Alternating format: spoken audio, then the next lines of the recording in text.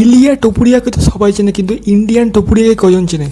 Mister violence দিও রিমো, অরুণাচল প্রদেশের young hungry prospect, fighting style পুরো ইলিয়া টপুরিয়া ভাইবস।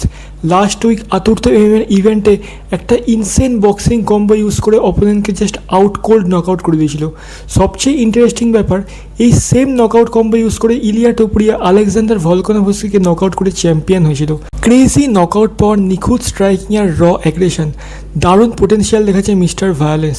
ফিউচারে ইউএফসি বা ওয়ান এফসিতে ইন্ডিয়াকে রিপ্রেজেন্ট করতে দেখলে অবাক হওয়ার কিছু থাকবে না। আর শুধু রিমো না, আতুর্ত এমএমএর লাস্ট ইভেন্টে উঠে এসেছে অনেক প্রমিসিং নেম, যেমন নাগা জম্বি লিমা ইমছেন, আশিস রাওয়াত, ফাহাদ খান, প্রত্যেকেই দারুণ ট্যালেন্টেড ফাইটার। আই থিঙ্ক এই জেনারেশনটা হতে চলেছে ইন্ডিয়ান এমএমএর brightest future. So at the end এটাই বলবো, সাপোর্ট করতে হবে, কারণ ওরা শুধু নিজের কেরিয়ারের জন্য না, আমাদের দেশের জন্য খেলছে। বাকি তোমাদের কী মনে হয়, দিও রিমো কি ইউএফসিতে ইন্ডিয়াকে রিপ্রেজেন্ট করতে পারবে? কমেন্টে জানিও। ভিডিওটা ভালো লাগলে লাইক করো, বন্ধুদের সাথে শেয়ার করো, আর এরকমই কন্টেন্ট আরও বাংলায় পাওয়ার জন্য চ্যানেলটাকে সাবস্ক্রাইব করে দিও।